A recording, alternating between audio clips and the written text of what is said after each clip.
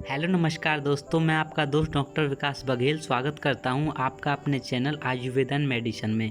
दोस्तों, आज मैं आपको 100 चमत्कारी घरेलू उपचार के बारे में बताऊंगा। ये वीडियो आपके लिए बहुत ही ज़्यादा खास होने वाली है, क्योंकि दोस्तों इस वीडियो में 100 ऐसी डिजीज़ के बारे में आपको बताया जाएगा जिनको आप घरेलू रूप से ठीक कर सकते हैं। आपको डॉक्टर को 1000 रुपये देने की कोई ज़रूरत नहीं है।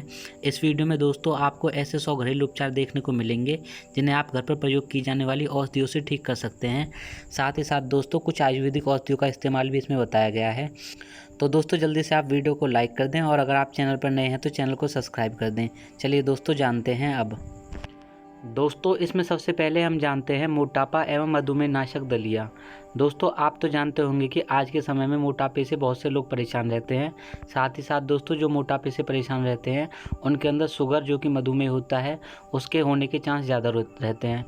तो चलिए दोस्तों आज हम जानेंगे मोटापे एवं मधुमेह को किस प्रकार उसको ख़त्म किया जा सकता है और कौन सा दलिया बनाया जा सकता है जिससे मोटापे और मधुमेह को ख़त्म कर सकें।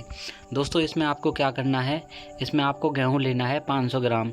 साथ ही साथ दोस्तों इसमें चावल लेना है 500 ग्राम, बाजरा लेना है 500 ग्राम और साबुत मूंग लेनी है 500 ग्राम। दोस्तों इन सभी को आपको लेना है। गेहूं, चावल, बाजरा और साबुत मूंग बराबर मात्रा में आपको लेना है। दोस्तों हम जानते हैं इसकी प्रयोग विधि किस तरह है और इसको बनाने का तरीका किस प्रकार है।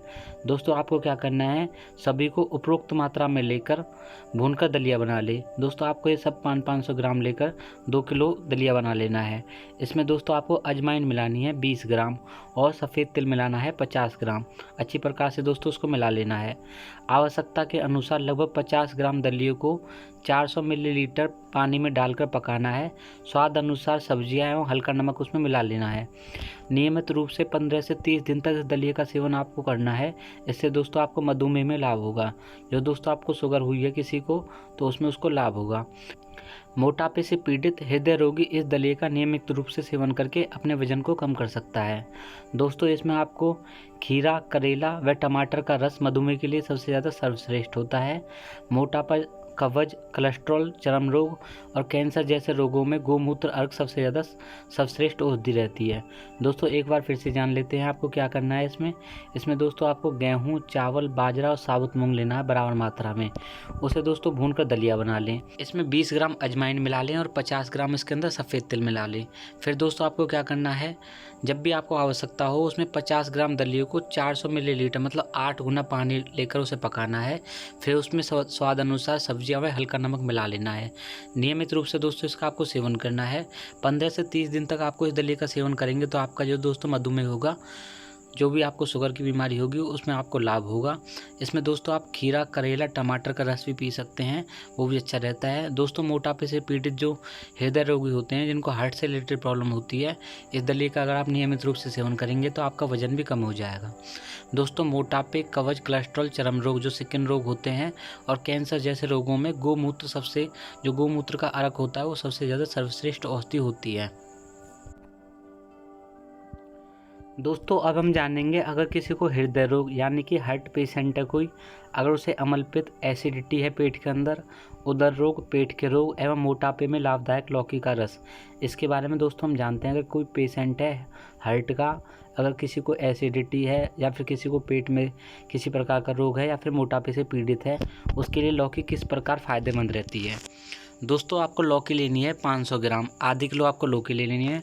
उसमें दोस्तों आपको पुदीना पत्र मिलाना है 7 नग मात्रा होती है दोस्तों पुदीना पत्र की, वो लेनी है आपको। और ऐसे ही उसमें दोस्तों तुलसी के पत्र लेने हैं 7 नग मतलब है दोस्तों आप उसमें 7 पत्ते तुलसी के लेने और 7 पत्ते पुदीने के। उपरोक्त सभी को आप मिलाकर रस निकालकर प्रतिदिन प्रातःकाल खाली पेट पीने से हृदय की धमनियों में हुए अवरोध भी खुल जाते हैं। दोस्तों आप इन सभी को मिलाकर उसका रस निकाल लें और आपको प्रतिदिन सुबह उठकर खाली पेट इसका इस्तेमाल करना है।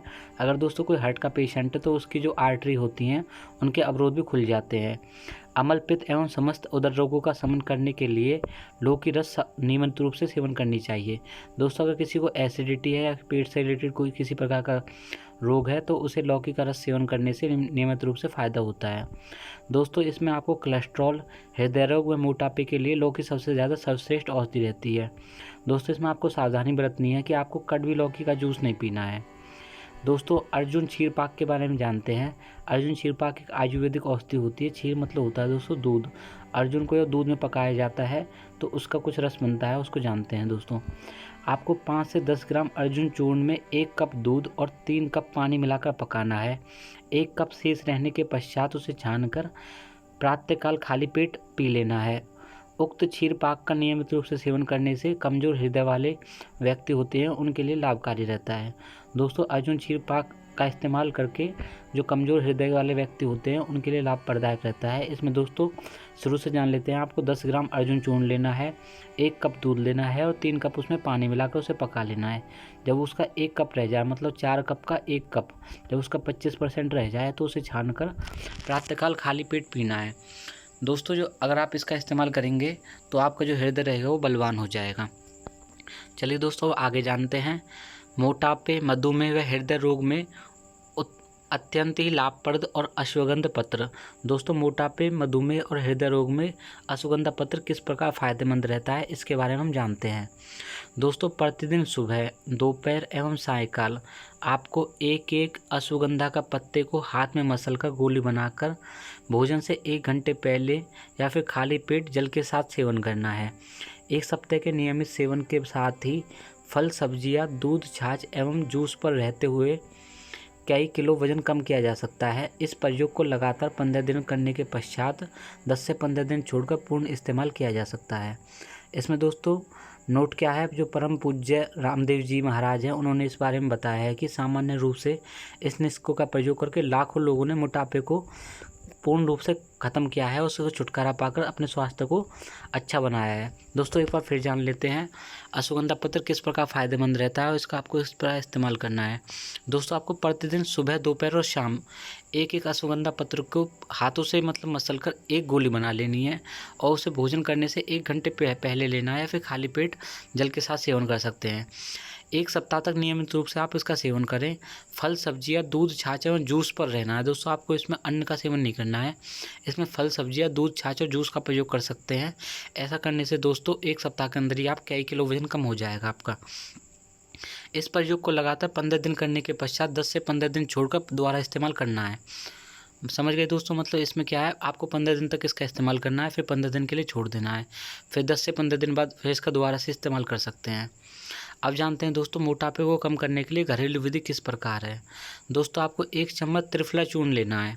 दोस्तों त्रिफला चूर्ण होता है वो मार्केट से आपको मिल जाएगा, उसका 1 चम्मच मतलब आप 5 ग्राम मात्रा में त्रिफला चूर्ण लें। उसको रात्रि में 200 मिलीलीटर पानी में भिगो कर रखना है। प्रातः उसे उठकर उसे उबालना है और जब वो आधा रह जाए तो उसे छान लेना है। कुछ शीतल होने पर मतलब जब थोड़ा ठंडा हो जाए तो उसमें 2 चम्मच शहद मिलाकर पीना है। कुछ ही दिन के सेवन से आप कई किलो वजन कम कर सकते हैं। दोस्तों ये सबसे अच्छा तरीका होता है। त्रिफला चूर्ण ले लो 5 ग्राम, उसे रात्रि में 200 मिलीलीटर पानी के अंदर भिगो कर रखो, फिर उसे प्रातः उठकर उबाल लें और आधा हो जाए तब तक उसे उबालना है। फिर जब वो ठंडा हो जाए तो उसमें 2 चम्मच शहद मिलाकर उसका इस्तेमाल करना है। ऐसा करने से दोस्तों कई दिनों के अंदर मतलब कुछ ही दिनों के अंदर आप कई किलो वजन को कम कर सकते हैं। चलिए दोस्तों अब आगे जानते हैं मोतियाबिंद एवं ग्लूकोमा नाशक दृष्टि आई ड्रॉप। दोस्तों मोतियाबिंद जो होता है वो आंखों का रोग होता है और जो दोस्तों ग्लूकोमा होता है उसके अंदर आंखों के अंदर दोस्तों एक छल्ला रूप में बन जाता है जो कि सफ़ेद या ब्लैक के रूप में होता है। दोस्तों इसकी वजह से आंखों के ऊपर दबाव पड़ता है और आंखों से दिखना बंद हो जाता है। ये दोस्तों एक तरह से ख़तरनाक होता है। दोस्तों मैंने ग्लूकोमा के ऊपर एक वीडियो बनाई है जिसकी लिंक डिस्क्रिप्शन में आपको दे दी जाएगी। इस लिंक पर आप क्लिक करके ग्लूकोमा के बारे में जान सकते हैं। साथ ही साथ दोस्तों उसके आयुर्वेदिक उपचार के बारे में भी आप जान सकते हैं। चलिए दोस्तों यहाँ पर जानते हैं दृष्टि आई ड्रॉप को बनाने का किस प्रकार से तरीका है। दोस्तों सफ़ेद प्याज का रस लेना है 10 मिलीग्राम, 10 मिलीलीटर आप सफ़ेद प्याज का रस ले सकते हैं। उसमें अदरक का रस 10 मिलीलीटर, नींबू का रस 10 मिलीलीटर और दोस्तों आपको इसमें शहद लेना है 50 मिलीलीटर। दोस्तों उक्त सभी को मिलाकर एक कांच की शीशी में भरकर धूप में रख लेना है। धूप में रखने के कुछ समय बाद जो तलछट होगा वो नीचे बैठ जाता है। दोस्तों ये तलछट होता है वो मतलब जो बेकार पदार्थ होता है, जो फ्लूइड होता है वो नीचे की तरफ बैठ जाता है तथा जो स्वच्छ तरल पदार्थ होता है वो ऊपर की तरफ आ जाता है। इस तरल को साफ वस्त्र में छानकर कांच की शीशी में भर लेना है। नियमित रूप से आपको दोस्तों 2-2 बूंद दवा आंखों में डालने से मोतियाबिंद कट जाता है। ग्लूकोमा के रोगी का आंख पर दबाव कम हो जाने की वजह से धीरे धीरे ठीक हो जाता है। दोस्तों जो ग्लूकोमा होता है उसका एलोपैथी में कोई सफल इलाज नहीं है, लेकिन दोस्तों आयुर्वेद के अनुसार इसे 100% मतलब जड़ से ख़त्म किया जा सकता है ग्लूकोमा को। इसके लिए दोस्तों डिस्टी आई ड्रॉप है, आप इसे मेडिकल से भी यूज़ कर सकते हैं। जो भी आपको कंपनी का इस्तेमाल करना है आप कर सकते हैं। दोस्तों अब हम जानेंगे नेत्र ज्योति वर्धक घरेलू उपचार। आंखों की रोशनी किस प्रकार बढ़ाई जाए, उसके लिए कौन कौन से घरेलू उपचार हैं। दोस्तों आपको इसमें क्या करना है, आपको 100 मिलीलीटर शुद्ध गुलाब जल लेना है। उसके अंदर 100 ग्राम सूखे आंवलों की साबुत कली को डुबो कर रखना है। इसे 2 दिन तक रखा रहने दें। 2 दिन बाद इसे निथार कर जब 8 तय किए गए कपड़े से छान लें। दोस्तों 8 तय किए हुए कपड़े मतलब कि 8 बार कपड़े को फोल्ड करना है और फिर से छान लेना है। इसके पश्चात शीशी में भरकर इसे रखना है। 2-2 बूंद की मात्रा में आंखों के डालने से इससे अक्षुस्रावाधिक्य, नेत्र नालिमा, नेत्रदाह एवं खुजली में आराम हो जाता है। दोस्तों एक बार फिर जान लेते हैं।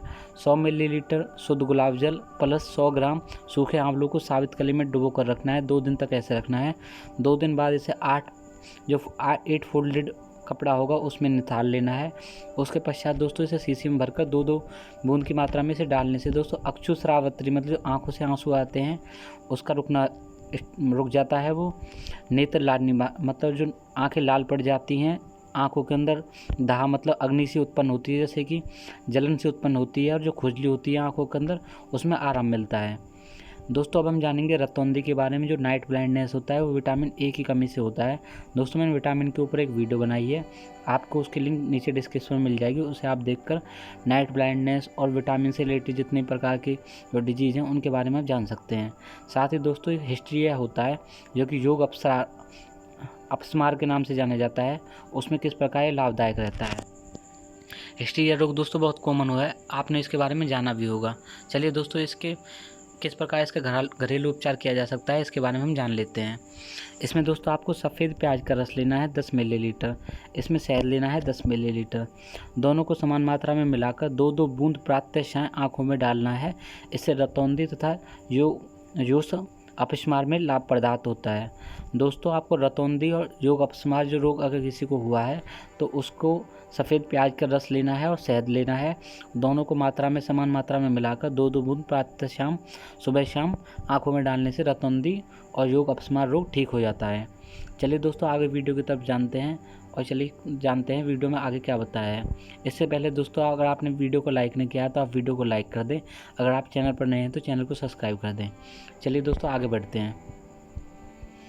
कफज रोगों का घरेलू उपचार। दोस्तों जो कफज रोग होते हैं, कफज रोगों में क्या होता है दोस्तों, शरीर के अंदर स्थूलता आ जाती है, मतलब जो शरीर के अंदर मोटापा होना स्टार्ट हो जाता है। साथ ही साथ दोस्तों बहुत से प्रकार के रोग हो जाते हैं, उन रोगों का घरेलू उपचार जानते हैं। इसमें दोस्तों आपको बादाम की जो गिरी होती है वो 100 ग्राम लेनी है, उसमें खांड लेनी है 50 ग्राम और काली मिर्च लेनी है 20 ग्राम। इनको दोस्तों अच्छे से इस्तेमाल करना है। इसकी प्रयोग विधि जान लेते हैं। इन दोस्तों को सभी को अलग अलग करके इसका पाउडर बनाना है। दोस्तों आपको बादाम गिरी लेनी है 100 ग्राम, उसका अलग पाउडर बना लेना। खांड जो होती है वो तो दोस्तों मार्केट से मिल जाती है, वो तो पाउडर के फॉर्म में होती है।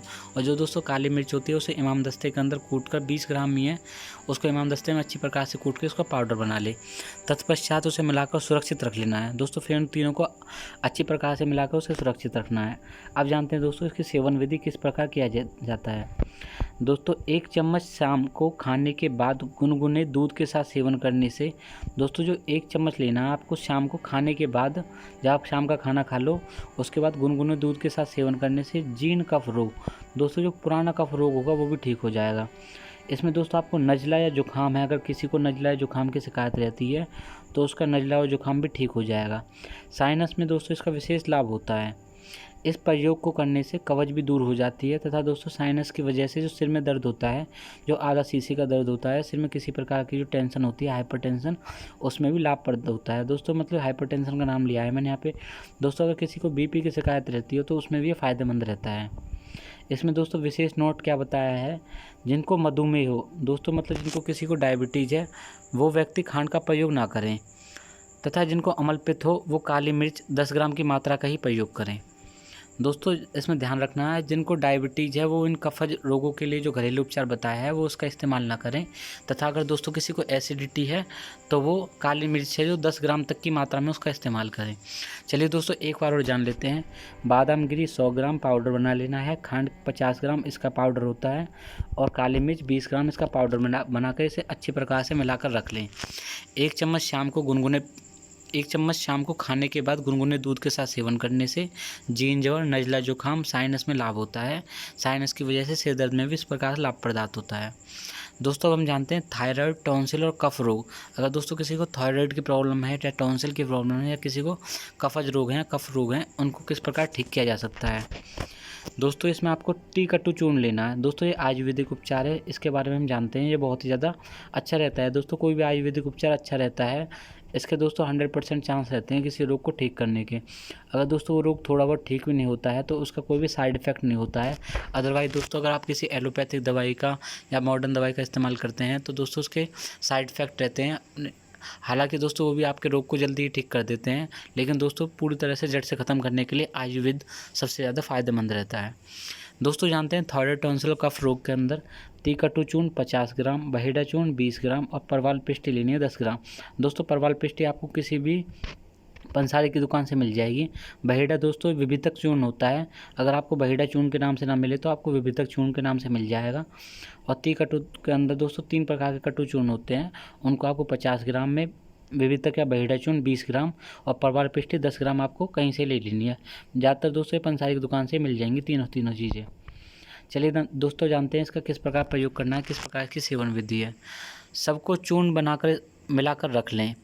दोस्तों जो अडल्ट मैन होते हैं जिनके 18 साल से ऊपर की उम्र होती है, वो वयस्क व्यक्ति होते हैं, 1-1 ग्राम मात्रा में चूर्ण लेकर सुबह शाम खाली पेट शहद या गुनगुने पानी के साथ इसका सेवन करना है। निरंतर सेवन करने से दोस्तों थायराइड के रोग में विशेष प्रकार का लाभ रहता है।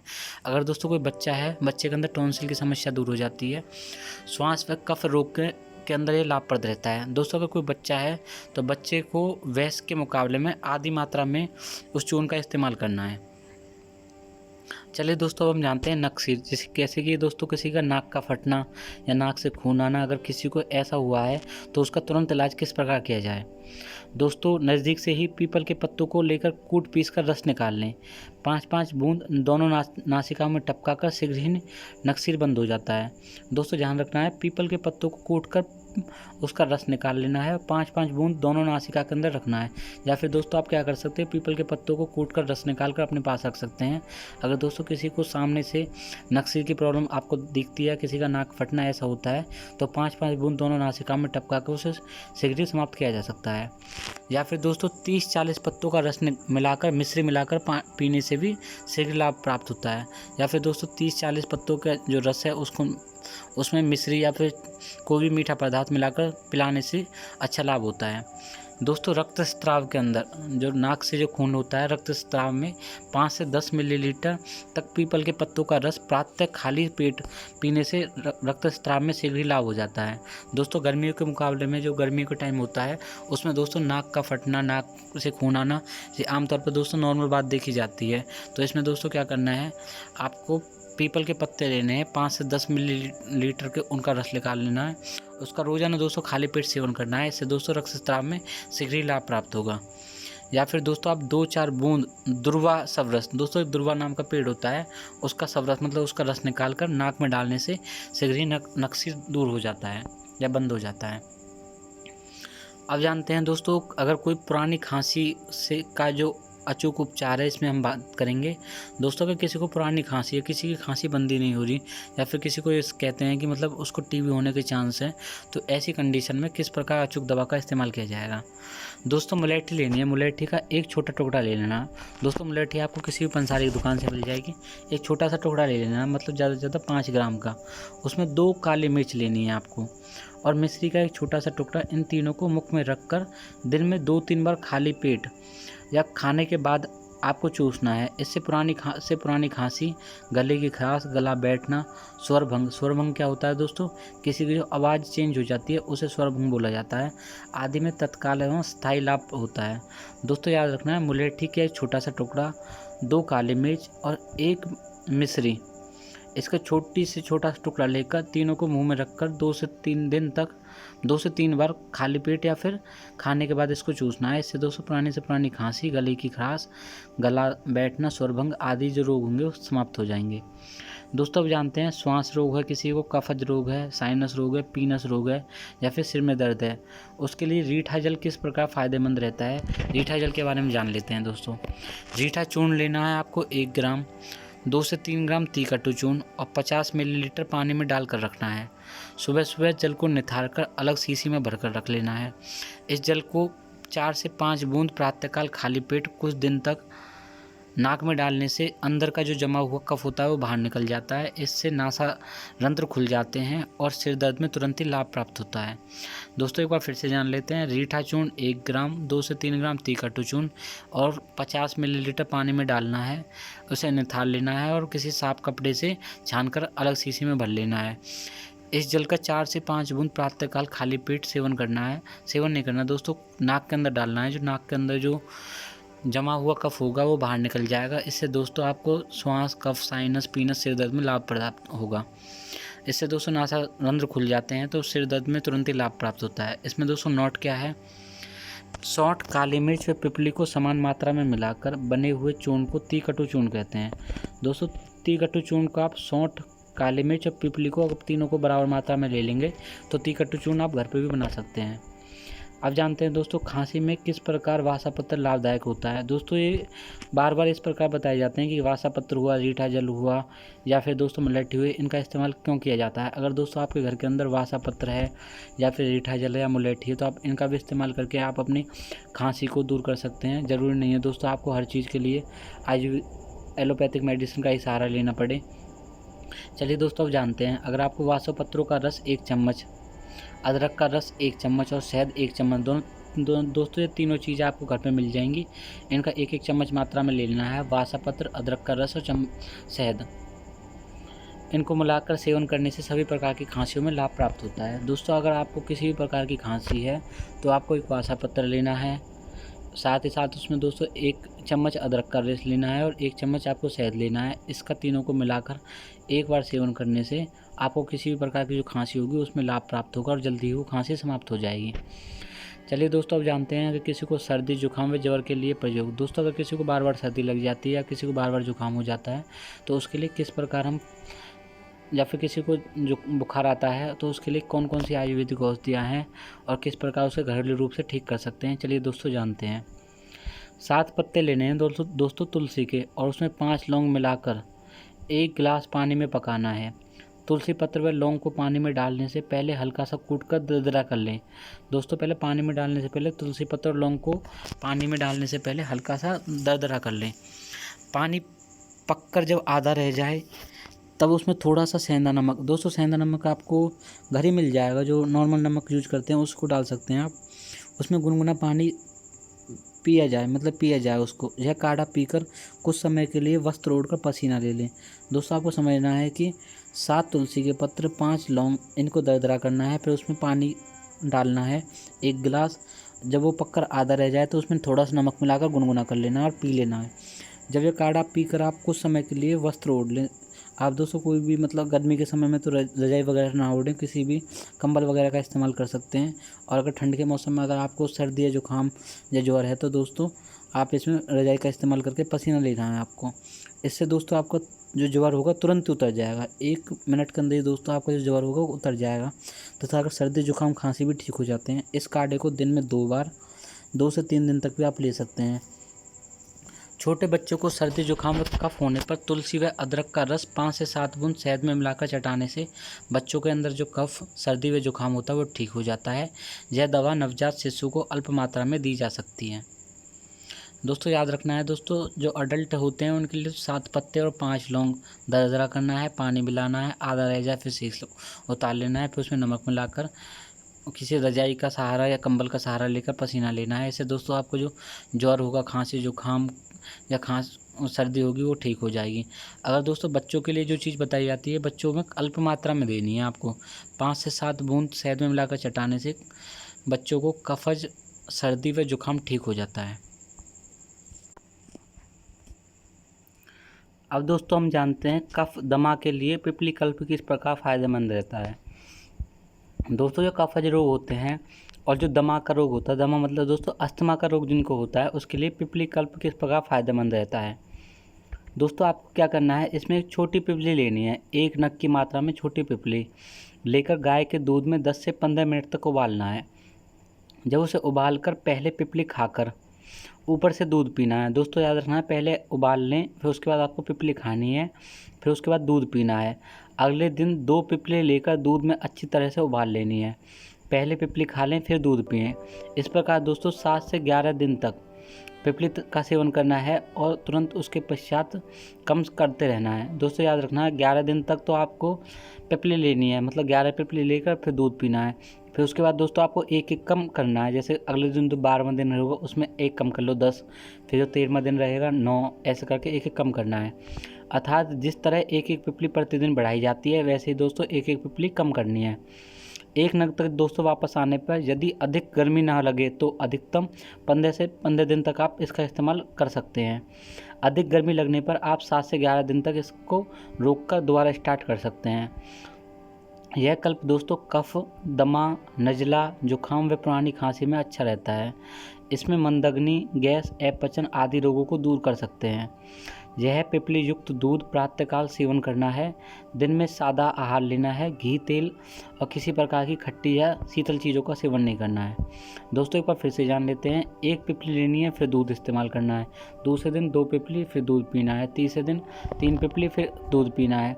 दोस्तों जो दूध है उसे 10 से 15 मिनट तक उबाल कर जब इस्तेमाल करना है।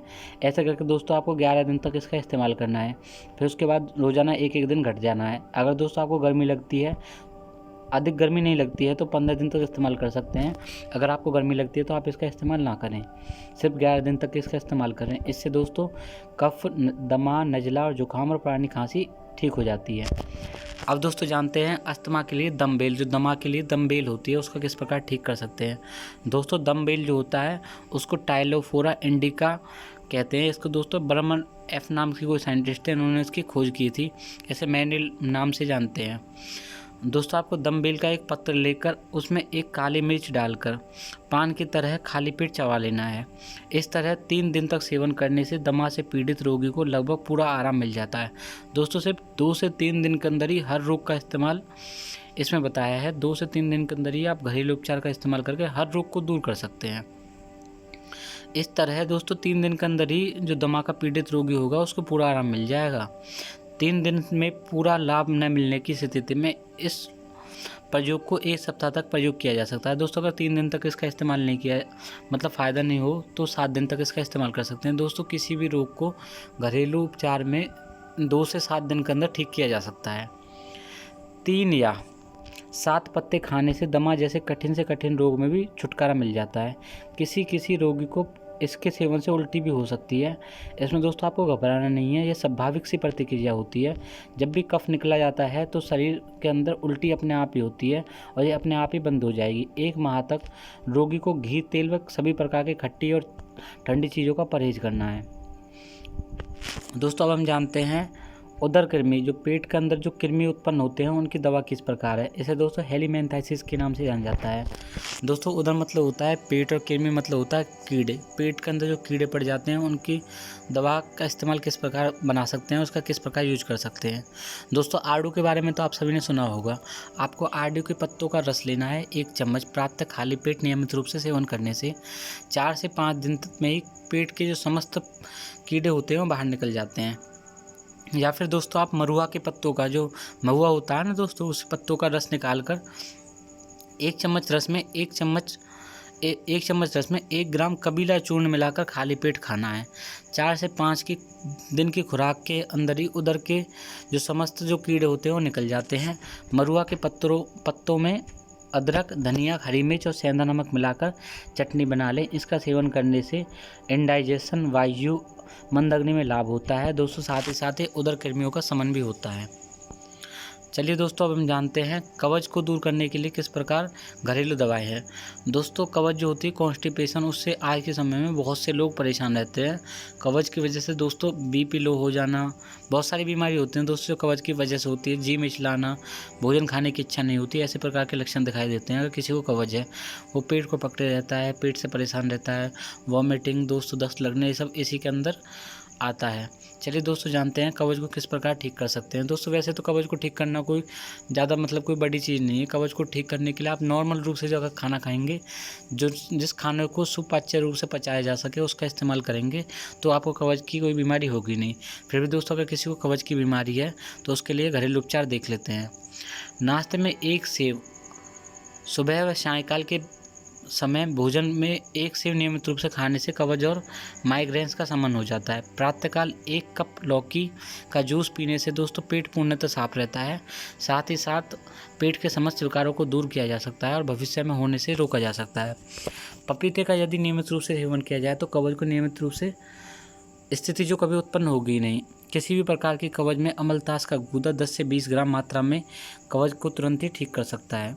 दोस्तों, 4 तरीके बताए हैं कब्ज को ठीक करने के लिए। रोजाना आपको सेब का इस्तेमाल करना है, रोजाना आपको 1 कप लौकी का इस्तेमाल करना है। लौकी का जो जूस है किसी भी का इस्तेमाल कर सकते हैं आप, या फिर आप दोस्तों पपीते का इस्तेमाल कर सकते हैं। या किसी भी प्रकार को कब्ज को दूर करने के लिए अमलतास का गूदा 10 से 20 ग्राम मात्रा में लेकर कब्ज को दूर किया जा सकता है। दोस्तों, ये 4 तरीके हैं, इनमें से किसी भी तरीके को जो आपको आसान लगे उसके इस्तेमाल कर सकते हैं।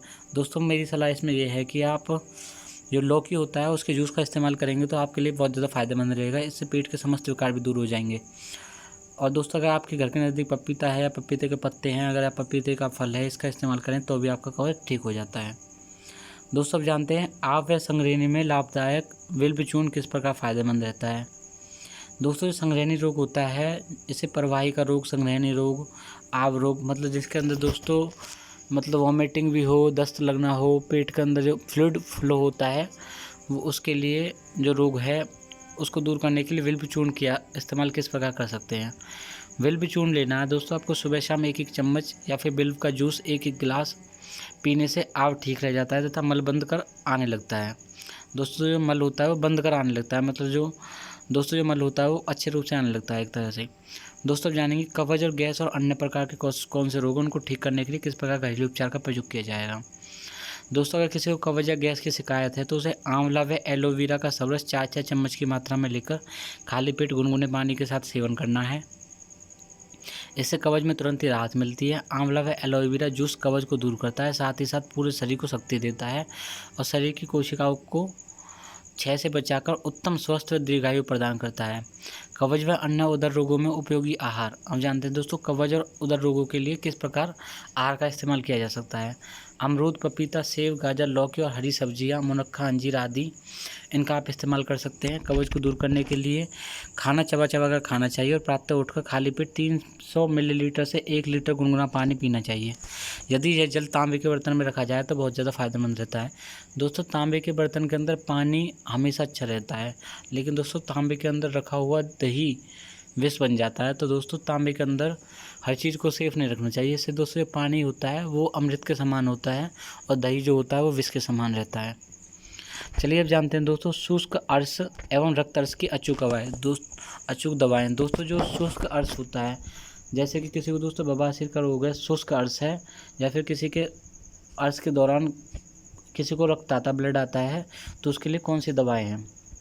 दोस्तों, नियमित रूप से सिंपल दवाएं बताई गई हैं। इसमें आपको क्या करना है दोस्तों, सबसे जो सिंपल तरीका है इसमें क्या है, आपको गाय के दूध के अंदर आधा कटा हुआ नींबू का रस मिलाकर एक साथ पी जाना है। इससे दोस्तों जो आपका जो अर्श की बीमारी होगी वो ठीक हो जाएगी। फिर भी दोस्तों कुछ और घरेलू उपचार हैं, उनके बारे में हम जान लेते हैं। 100 से 200 मिलीग्राम एक चने की दाल जितना देसी कपूर को केले के एक टुकड़े के अंदर रखकर खाली पेट निगल जाएं। एक ही खुराक में दोस्तों रक्तस्राव बंद हो जाएगा। रक्तस्राव नहीं रुकने पर उक्त प्रकार की जो प्रयोग की गई 3 दिन तक इसका इस्तेमाल करना है। इससे अधिक बार प्रयोग नहीं करना है। इसके प्रयोग से दोस्तों केले का सेवन निषिद्ध है। याद रखना है दोस्तों, आपको 100 से 200 मिलीग्राम एक चने की दाल जितना देसी कपूर को केले के टुकड़े में रखकर खाली पेट निकल जाना है। एक ही खुराक में रक्तस्राव बंद हो जाएगा। रक्तस्राव बंद ना होने की स्थिति में 3 दिन तक इसका प्रयोग करना है। इसका अधिक बार प्रयोग नहीं करना है। दोस्तों ये भी याद रखना है कि उसके बाद जब तक ये रोग पूरी तरह से ठीक ना हो जाए तब तक केले का सेवन आपके लिए निषिद्ध रहेगा। अब केले का सेवन नहीं करना है आपको। या फिर दोस्तों आप दूसरा तरीका अपना सकते हैं। आसान तरीका है, गाय के 1 कप पीने लायक गुनगुने दूध के अंदर दोस्तों आपको गुनगुना दूध ले लेना है, या फिर आप ठंडा दूध भी ले सकते हैं। इसमें आधे नींबू का रस निचोड़कर दूध फटने से पहले तुरंत पी जाना है। याद रखना है दोस्तों, एक साथ ही दूध के अंदर नींबू डालना है और एक साथ ही उसे पी जाना है। यह प्रयोग दोस्तों रक्तअर्श जन्य रक्त विकार को दूर करने के लिए किया जाता है। उक्त प्रयोग में 1 या 2 से बार अधिक न करें। आवश्यकता होने पर चिकित्सक का परामर्श ले लेना है। दोस्तों ये सबसे सिंपल दवाई है कि किसी भी रक्तअर्श की दवाई को जो होती है वो सबसे सिंपल दवाई यही है रक्तअर्श को ठीक करने के लिए। चलिए दोस्तों आगे जानते हैं इस वीडियो में आगे क्या बताया है। दोस्तों जानते हैं बवासीर व अति मासिक स्राव। अगर किसी को ज़्यादा मासिक स्राव है या फिर किसी को बवासीर का रोग ठीक ही नहीं हो रहा है तो उसे क्या करना चाहिए। उसे दोस्तों नारियल की डाडी जो भूरे रेशे होते हैं उनको जलाकर राख बना लें, फिर उसे छान लें। 3-3 ग्राम नारियल की यह भस्म सुबह दोपहर खाली पेट छाछ के साथ गुनगुने जल के साथ सेवन करनी है। एक बार लेने से ही बवासीर में लाभ प्राप्त होता है। यह मासिक धर्म में अति रक्तस्राव और श्वेत प्रदर्भ में भी लाभदायक रहता है। दोस्तों दोबारा से जान लेते हैं। नारियल के जो भूरे रेशे वाले हैं उनको राख बना लें, छान लें। 3-3 ग्राम नारियल की भस्म रोजाना आपको सुबह दोपहर खाली पेट छाछ के साथ सेवन करनी है, या फिर गुनगुने जल के साथ शाम को सेवन करना है आपको। दोस्तों छाछ का सेवन शाम को नहीं करना है आपको। 4 बजे के बाद कभी भी छाछ का सेवन नहीं करना है दोस्तों, क्योंकि ये कफज विकारों को उत्पन्न करती है जिससे आपको बहुत सारी डिजीज हो जाएंगी। एक बार लेने के बाद दोस्तों बवासीर जो होता है वो लाभप्रद रहता है। दोस्तों ये मासिक धर्म में या अति मासिक धर्म में या श्वेत प्रदर्भ में लाभदायक रहता है। वमन या उल्टी, हैजा या हिचकी में इस भस्म को 1-1 ग्राम की मात्रा में थोड़े जल के साथ सेवन करने से विशेष प्रकार का लाभ प्राप्त होता है। बकायन के बीजों का चूर्ण बनाकर प्रातः छाछ के साथ सेवन करके या शाम को जल के साथ सेवन करने से बवासीर, रक्तस्राव व कफज में लाभ प्राप्त होता है। नागदेन होते हैं दोस्तों, नागदेन के 4-5 पत्ते को चबाकर खाने से रक्तस्राव या अति मासिक स्राव में लाभ प्राप्त होता है। दोस्तों यहाँ पे 4 तरीके बताए हैं। इन 4 तरीकों में से आप किसी भी तरीके का इस्तेमाल करके अपने रोग को ठीक कर सकते हैं। चलिए दोस्तों अब आगे जानते हैं वीडियो में क्या बताया है। इसमें दोस्तों बहुत सारी दवाइयों के बारे में मैंने अभी तक बताया है। दोस्तों अगर आप चैनल पर नए हैं तो हमारे चैनल को सब्सक्राइब कर दें। अगर दोस्तों आपने अभी तक वीडियो को लाइक नहीं किया है तो वीडियो को लाइक कर दें, और दोस्तों कमेंट करके बताएं हमारी वीडियो कैसी है। और हम अगर आपको किसी भी प्रकार की कोई शिकायत है या कोई प्रॉब्लम है तो आप कमेंट करके हमें बता सकते हैं। या फिर दोस्तों यहाँ पर इंस्टाग्राम की लिंक दी गई है, आप वहाँ पर डायरेक्ट मैसेज करके भी आप अपनी प्रॉब्लम शेयर कर सकते हैं। चलिए दोस्तों आगे जानते हैं वीडियो में। दोस्तों यहाँ पे श्वेत प्रदर्भ, प्रमेह, धातु रोग, मासिक धर्म संबंधी विकार या अति रक्तस्राव में किस प्रकार शीशम के पत्ते लाभप्रद रहते हैं। चलिए दोस्तों जान लेते हैं। श्वेत प्रदर्भ, प्रमेह, धातु रोग, मासिक धर्म संबंधी विकार और रक्तस्राव। दोस्तों शीशम के पत्ते 8 से 10 ग्राम या फिर 10 पत्ते ले लेने हैं। मिश्री ले लेनी है 25 ग्राम। दोनों को मिलाकर घोट पीसकर अच्छी प्रकार से प्रातःकाल जो सुबह आपको सेवन करना है। कुछ ही दिनों के सेवन से स्त्रियों के श्वेत प्रदर्भ, पुरुषों के अंदर जो प्रमेह रोग होता है, डायबिटीज होता है, आदि रोगों में निश्चित रूप से लाभ प्राप्त होता है। मासिक धर्म के अंतर्गत होने वाले अति रक्तस्राव सामान्य हो जाता है। सर्दियों के मौसम में उक्त दवा में दोस्तों सर्दियों के मौसम में जो ऊपर जो दवा बनाई गई है 4 से 5 काली मिर्च मिलाकर सेवन करना है। यह अत्यंत शीतल होती है, जो ठंडी होती है दोस्तों, अतः गर्मी में होने वाले रक्तस्राव में यह अत्यंत लाभदायक रहती है। दोस्तों साथ ही सरल प्रयोग होता है। आपको दोस्तों इसमें ध्यान क्या देना है, मधुमेह के रोगी मिश्री का सेवन ना ही करें तो अच्छा रहेगा। दोस्तों जो मधुमेह के रोगी होंगे वो मिश्री का बिना भी इसका प्रयोग कर सकते हैं। दोस्तों अब जानते हैं बंध्य तत्व नाशक रोग। दोस्तों बंध्य तत्व क्या होता है। बंध्य तत्व रोग मतलब होता है जिन कपल्स को बच्चे पैदा नहीं होते हैं या फिर जिनकी योनि बंद हो जाती है, उनके लिए किस प्रकार के योग बताए हैं, कौन कौन से तरीके बताए हैं जिनसे अपनी वो इनफर्टिलिटी रोग को दूर कर सकते हैं। दोस्तों मैंने इनफर्टिलिटी के ऊपर भी एक वीडियो बनाई है, आप वीडियो को देखने के लिए दोस्तों इस वीडियो को देख सकते हैं। इसकी लिंक आपको डिस्क्रिप्शन में मिल जाएगी। दोस्तों जानते हैं बंध्य तत्व नाशक रोग किस प्रकार ठीक किया जा सकता है। दोस्तों शिवलिंगी के बीज होते हैं 100 ग्राम ले लेने हैं और पुत्र जीवक बीज होते हैं वो 200 ग्राम ले लेने हैं। सर्वप्रथम पुत्र जीवक बीज में गिरी निकालकर तत्पश्चात दोनों को मिलाकर चूर्ण बना लेना है। 1/4 और 1/4 चम्मच सुबह शाम नाश्ते व खाने से पहले गाय के दूध के साथ सेवन करना है। दोस्तों याद रखना, सुबह शाम भोजन करने से पहले आपको जो 1 चम्मच का चौथा भाग होता है उसका आपको इस्तेमाल करना है, वो भी दूध के साथ। कुछ ही समय के नियमित सेवन से बंध्य तत्व में लाभ प्राप्त होता है तथा शीघ्र ही संतान की प्राप्ति होती है। जिन स्त्रियों को बार बार गर्भपात हो जाता है उनका गर्भपात होना रुक जाता है। दोस्तों जिन स्त्रियों को गर्भपात हो जाता है मतलब 2-3 महीने के अंदर जिनका मतलब जो बच्चा होता है वो गिर जाता है, उनके लिए दोस्तों ये बंध्य तत्वनाशक योग है दोस्तों, वो ठीक करने के लिए शिवलिंगी के बीज और पुत्र जीवक बीज इस्तेमाल किए जाते हैं। अब दोस्तों हम जानते हैं सुख प्रसव जो नॉर्मल डिलीवरी के लिए अपामार्ग किस प्रकार फ़ायदेमंद रहता है।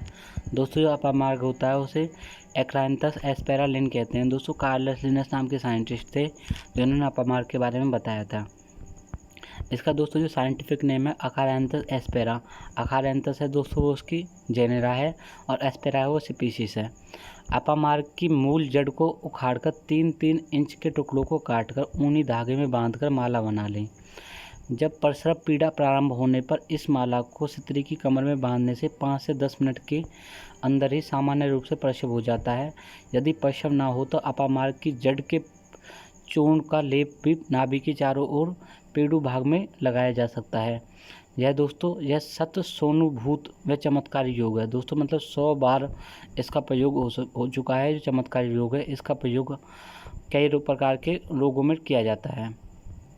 इसमें दोस्तों सावधानी क्या बरतनी है, प्रसव के तुरंत बाद ही कमर पर बंधी हुई अपामार्ग मूल की जो माला है या लेप है उसको हटा देना है, अन्यथा हानि होने की संभावना रहती है।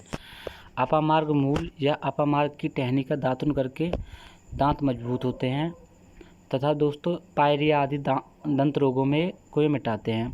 अपामार्ग के पत्तों को पीसकर किसी भी तरह की गांठ पर लेप करने से रोगी को विशेष प्रकार का लाभ होता है।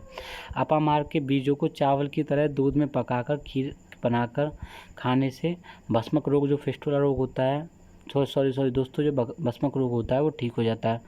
जो फिस्टुला होता है वो तो भगंदर रोग होता है। जिनको बहुत अधिक भूख लगती है वो व्यक्ति इस खीर का सेवन करके अपनी भूख को नियमित रूप से नियंत्रित कर सकते हैं।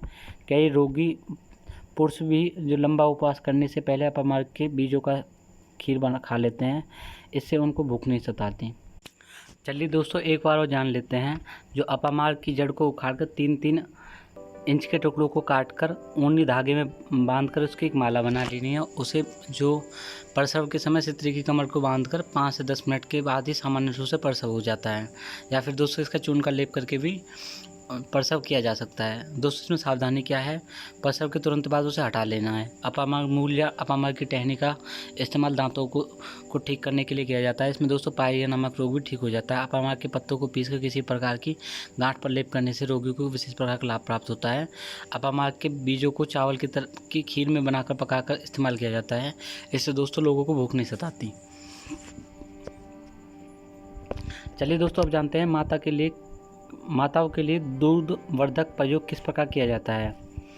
शतावरी चूर्ण 3 से 5 ग्राम सुबह शाम गाय के दूध में लेने से जिन माताओं के सतनों में दूध सूख जाता है या कम हो जाता है उनको पूर्ण थ्रेड्स दूध सतनों में उतर आता है। शतावर चूर्ण गर्भवती माताएं 2 से 3 ग्राम की मात्रा में गर्भावस्था के दौरान भी सेवन कर सकती हैं। ऐसा करने से प्रसव के बाद सतनों में दूध की अल्पता नहीं होगी। प्रसव के बाद माताएं शतावर का सेवन करती रहें। शतावर चूर्ण 50-50 ग्राम सुबह शाम गाय या भैंस को देने से उनके दूध में भी वृद्धि हो जाती है। दोस्तों इसमें आपको क्या करना है, चावल लेने हैं और सफ़ेद जीरा की खीर बनाकर खाने से भी सतनों में दूध की वृद्धि होती है। 1 चम्मच सफ़ेद जीरा चूर्ण में समभाग मात्रा में मिश्री मिलाकर 1 गिलास दूध के साथ प्रातः शाम पीने से सतनों में दूध की वृद्धि हो जाती है। चलिए दोस्तों एक बार और जान लेते हैं। शतावर चूर्ण 3 से 5 ग्राम सुबह शाम गाय के दूध से लेने से माताओं के अंदर जो सतनों का दूध सूख जाता है या कम हो जाता है वो पूर्ण रूप से उतर आता है, अच्छा बढ़ जाता है। या फिर दोस्तों शतावर चूर्ण गर्भवती महिला 2 से 3 ग्राम की मात्रा में लें, या फिर 50-50 ग्राम की मात्रा में गाय दूध 50-50 ग्राम की मात्रा में सुबह शाम गाय या भैंसों को देने से भी दूध की वृद्धि होती है। चावल सफ़ेद जीरा की खीर बनाकर खाने से सतनों में दूध की वृद्धि होती है। और 1 चम्मच सफ़ेद जीरा चूर्ण में समभाग में मिलाकर 1 गिलास दूध देने से भी सतनों के अंदर वृद्धि होती है। चलिए दोस्तों, अब जानते हैं शिशु के लिए अति लाभदायक बला किस प्रकार इस्तेमाल होती है। जो दोस्तों बला की बेल होती है, बला होता है, उसके बारे में हम जान लेते हैं। चारों प्रकार की बला। दोस्तों बला को सीडा कार्डिफोलिया लेन के नाम से जाना जाता है। बला 4 प्रकार की होती है: बला, महाबला, अति बला, नाग बला। इसका पंचांग चूर्ण को पीसकर छानकर शहद या दूध के साथ पीने से शिशु रोगों का शमन हो जाता है। चलिए दोस्तों, अब जानते हैं कर्णशूल की दवा। जो कान के अंदर दर्द होता है उसके लिए कौन सी दवा है। सुदर्शन के पत्तों को कूट कर एक रस निकाल लें। दोस्तों जो सुदर्शन चूर्ण है उसकी एक वीडियो बनाई गई है, उसकी लिंक डिस्क्रिप्शन में आपको मिल जाएगी, उसको आप देख सकते हैं। चलिए दोस्तों, जानते हैं सुदर्शन के पत्तों को कूट कर रस निकाल ले। गुनगुना करके 2-2 बूंद दोनों कानों में दिन में 2-3 बार डाल लेनी है। पहले ही दिन से कर्णशूल में लाभ प्राप्त होता है। या फिर दोस्तों आप पर्ण बीज के पीले पत्तों को कूटकर सब रस निकालकर गुनगुना करके 2-2 बूंद कान में डालने से कर्णशूल कम हो जाता है। या फिर दोस्तों आप क्या कर सकते हैं, आप आपके घर के अंदर तुलसी के पत्तों का सब रस निकालकर गुनगुना करके 2-2 बूंद कानों में डालने से भी लाभ प्राप्त होता है। और दोस्तों कर्णशूल और कर्णस्राव का शमन हो जाता है। या फिर दोस्तों अगर आपके घर में नीम के पत्ते हैं तो 30 से 40 नीम के पत्ते लेने हैं। 10 लहसुन की कली को पीसकर 50 मिलीलीटर कटु तेल में पकाकर छान कर रख ले।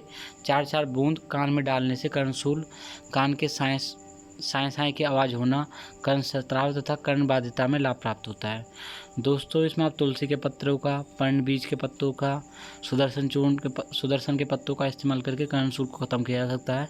या फिर दोस्तों 30-40 नीम के पत्र, 10 लहसुन की कली को पीसकर 50 मिलीलीटर कटु तेल में पकाकर छानकर इस्तेमाल करके 4-4 बूंद कान में डालने से आपका रोग जल्दी ठीक हो जाएगा। दोस्तों जो आपके लिए पॉसिबल हो, जो भी आपके लिए सरल उपाय हो, आप उसका इस्तेमाल करके अपने रोग को दूर कर सकते हैं। अब जानते हैं दोस्तों दंत विकारों के लिए किस प्रकार मंजन बनाया जा सकता है। अगर आपको दांतों में कीड़ा लगना या किसी प्रकार की दंत प्रकार की क्या नाश करना चाहते हैं, दंत प्रकार की चिकित्सा जानना चाहते हैं, तो दोस्तों जानते हैं इस वीडियो में। चलिए दोस्तों जानते हैं दंत विकार को किस प्रकार नाश किया जा सकता है। इसमें आपको हल्दी, सेंधा नमक, फिटकरी का फूला, त्रिफला, नीम के पत्ते या छाल, बबूल की छाल सभी को 100-100 ग्राम की मात्रा में लेना है। और लौंग लेनी है दोस्तों, आपको 20 ग्राम मिला लेना है। सबका पाउडर करके सुबह रात्रि सोते समय दांतों से मंजन करना है। इससे पायरिया, मुंह में बदबू, ठंडा गुनगुना पानी लगना इत्यादि सभी प्रकार के रोग ठीक हो जाते हैं। एक और जान लेते हैं दोस्तों, हल्दी आपके घर में होगी। हल्दी का इस्तेमाल सेंधा नमक, फिटकरी का फूला, त्रिफला, नीम के पत्ते या छाल, बबूल की छाल सबको 100-100 ग्राम में लेकर इसमें 20 ग्राम लौंग को मिलाकर पाउडर बनाकर सुबह शाम मंजन करने से पायरिया, मुंह में बदबू, ठंडा पानी, गुनगुना पानी लगना सभी प्रकार के रोग ठीक हो जाते हैं। सेंधा नमक में हल्दी या सरसों का तेल मिलाकर दांतों पर मलने से पायरिया, दंतशूल और दंत रोगों तथा मुख रोगों में लाभ प्राप्त होता है। नियमित रूप से तेल का गरारा करने से मुख रोगों तथा दंत रोगों का शमन होता है। बच्चों के दांत निकलते समय मसूड़ों में टंकन भस्म, जो सुहागे की खील होती है, टंकन भस्म बोलते हैं दोस्तों उसको, उसमें शहद मिलाकर लगाने से दांतों में सुगमता से निकल आते हैं। अब जानते हैं दोस्तों, अगर किसी को पीलिया, हेपेटाइटिस या फिर सिरोसिस ऑफ लिवर की किस प्रकार जो अचूक दवा है उसका इस्तेमाल किस प्रकार किया जाता है और वो किस प्रकार बनाई जा सकती है। पीलिया, हेपेटाइटिस या सिरोसिस ऑफ लिवर।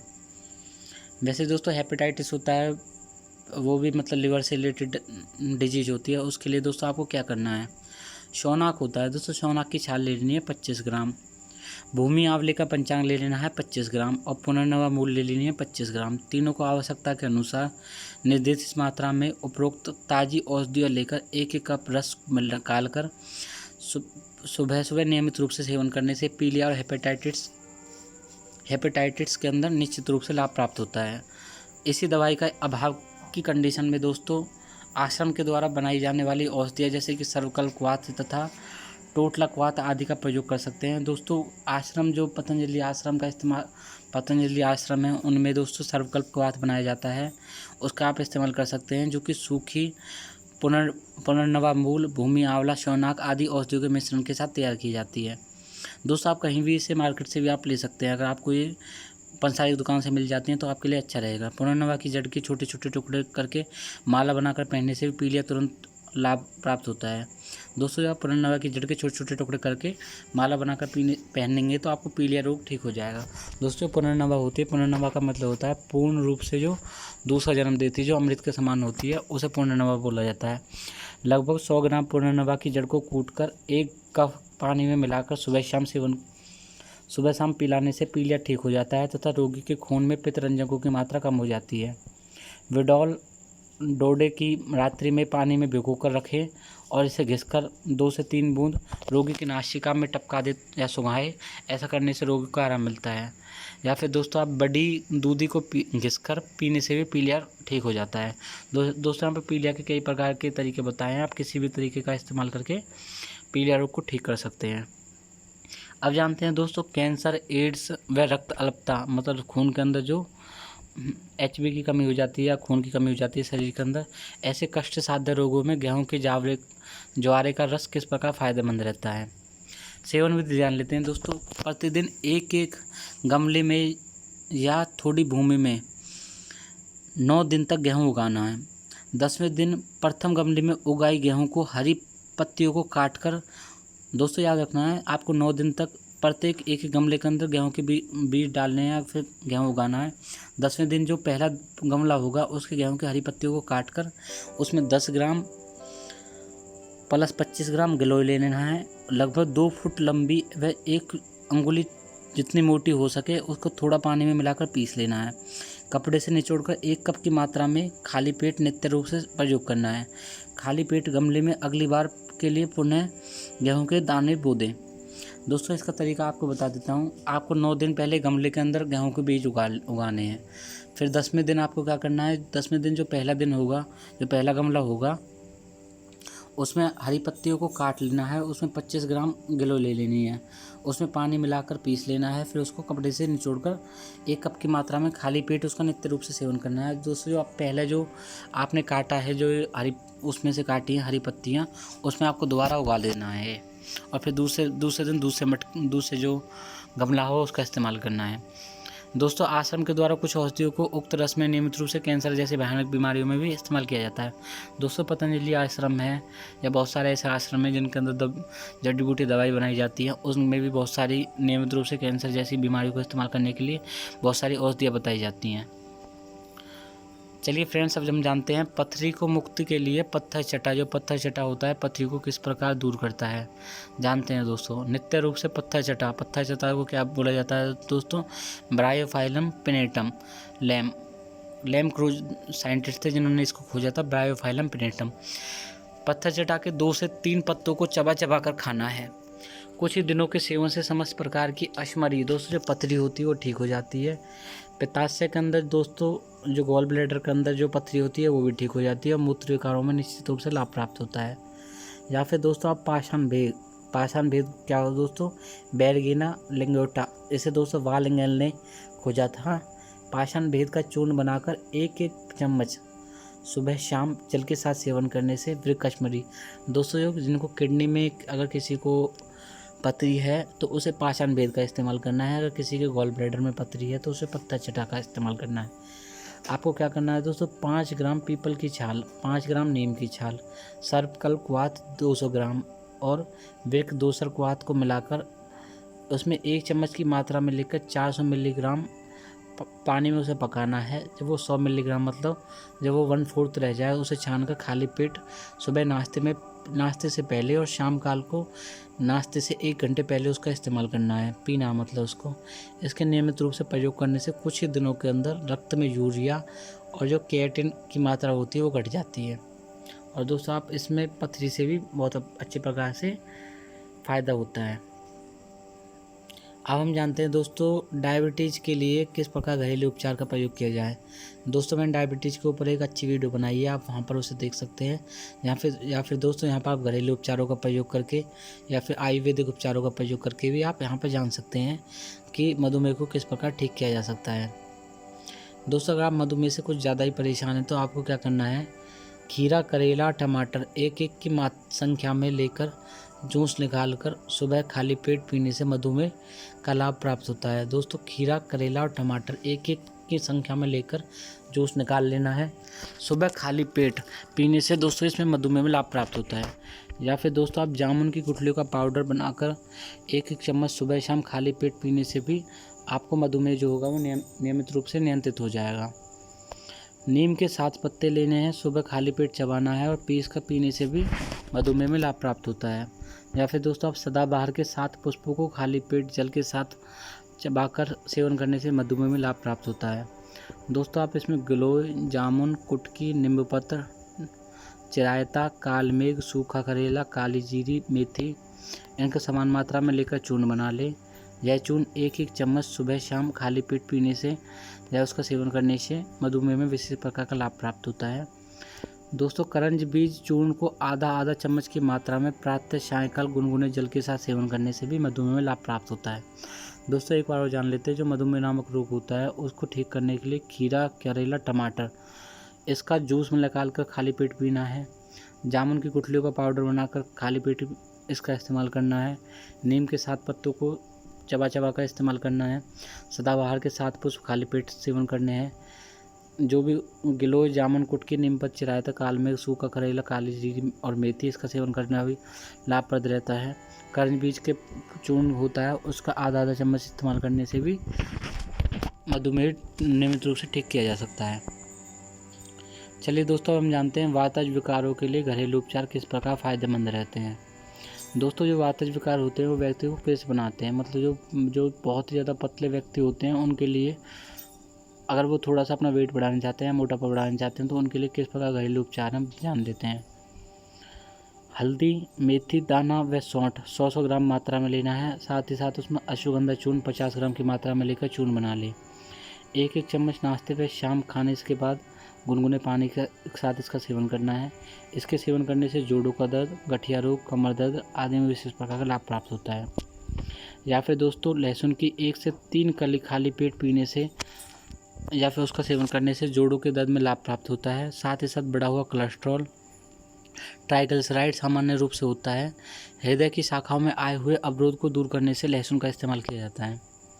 या फिर दोस्तों आप मोथा घास की जड़ ले लें जो कि एक गांठ की तरह होती है, उसका पाउडर करके 1 से 2 ग्राम सुबह शाम पानी या दूध के साथ लेने से जोड़ों के दर्द व गठिया आश्चर्य रूप से लाभ प्राप्त होता है उसमें।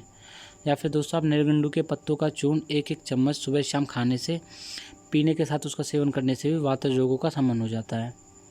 अरंड के पत्तों को पीसकर हल्का गर्म करके जोड़ों पर लगाने से भी लाभ प्राप्त होता है। दोस्तों यहाँ पे गठिया रोग, जोड़ों के दर्द, कमर दर्द इसमें बहुत प्रकार के तरीके बताए हैं, एक बार फिर से जान लेते हैं दोस्तों।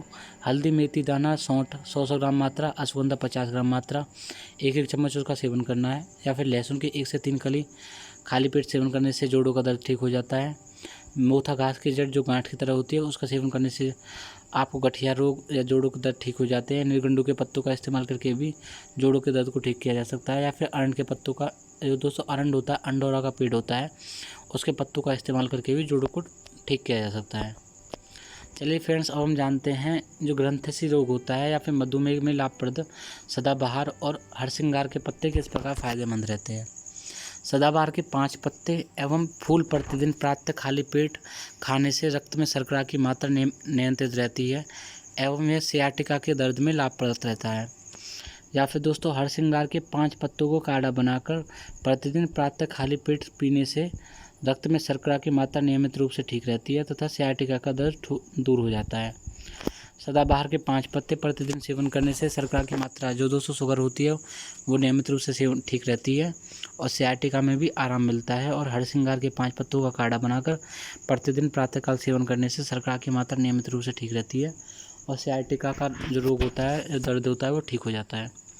दोस्तों अगर किसी को अचानक मोच या सूजन आ जाए जिसे सोत बोलते हैं, या फिर अस्थि भंगन मतलब कि किसी का अस्थि भंगन बोलते हैं दोस्तों, जैसे किसी का जैसे हड्डी हट जाती है या फिर जॉइंट पेन होता है, ऐसी कोई कंडीशन होती है, उसके लिए घरेलू उपचार किस प्रकार है। मंजिष्ठा चूर्ण लेना है, शतघोत घृत मतलब जिसको 100 बार घिसा हुआ घृत लेना है। या फिर रक्तचंदन, साली चावल 200 चावल की जो वैरायटी होती है उसमें साली चावल अच्छा रहता है। यष्टि मधु चूर्ण लेना है, उसको बराबर मात्रा में मिलाकर स्थानिक प्रयोग करने से बंधन बांधने की मोच अस्थि भंगन में चमत्कारी लाभ मिलता है। दोस्तों मंजिष्ठा चूर्ण घृत लेना है, शतघूत घृत, रक्तचंदन, साली चावल और जष्टी मधु, उनको सभी को बराबर मात्रा में लेने से जहाँ पर भी आपको चोट लगी है, आप सूजन है, वहाँ पर लगाने से चमत्कारी लाभ प्राप्त होगा। अरंडी या आक के पत्तों को पीड़ा जहाँ पर हो रही है, आपको तेल लगाकर वहाँ पर हल्का गर्म प्रभावित स्थान पर बांधने से शोथ, मोच और वेदना में लाभ प्राप्त होता है।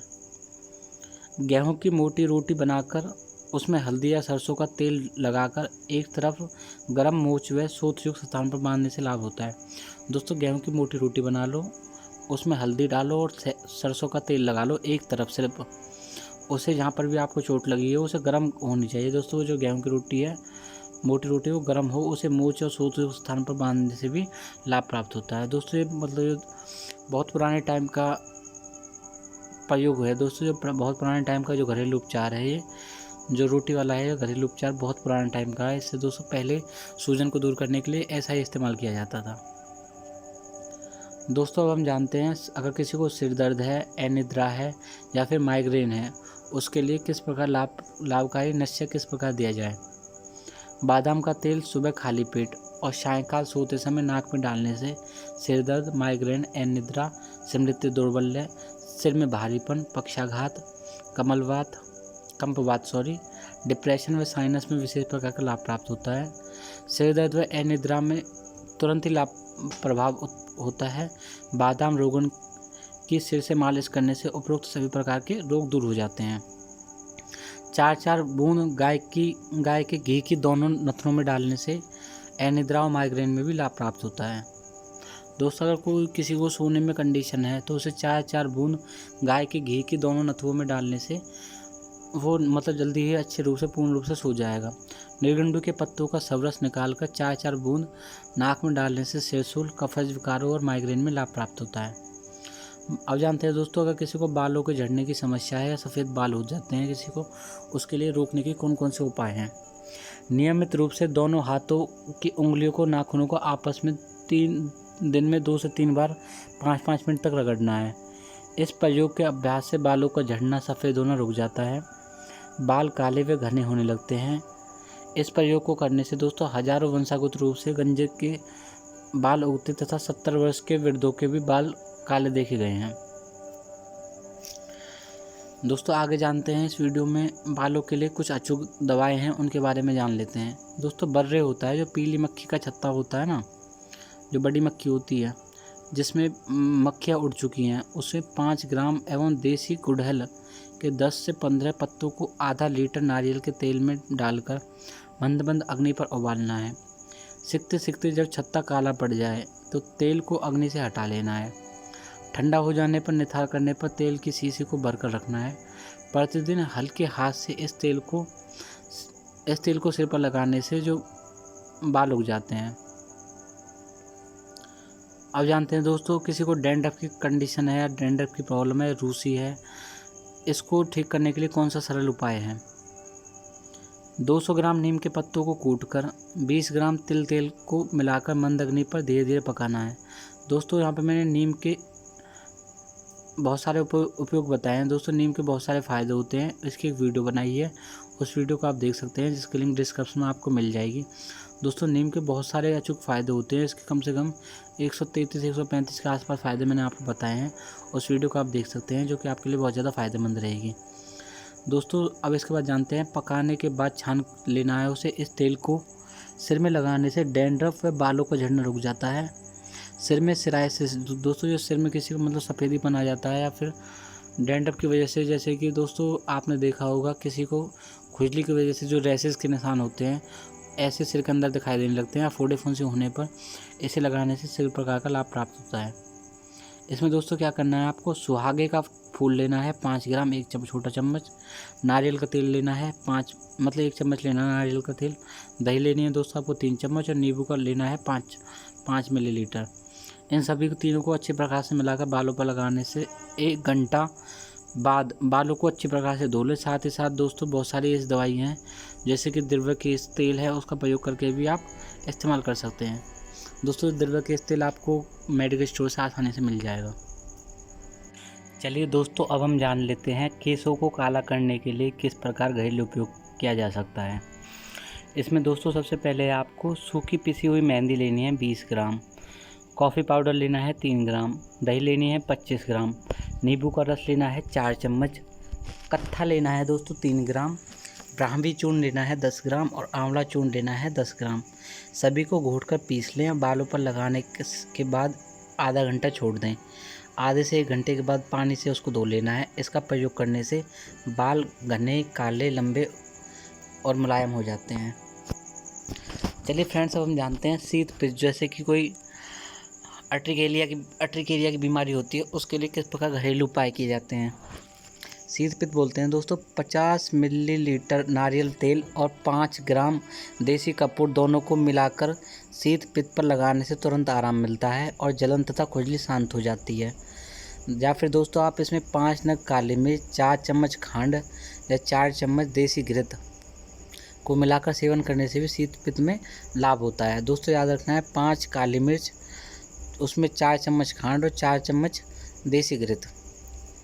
दोस्तों अब जानते हैं यहाँ पे गैंग्रीन की दवा किस प्रकार की जाती है।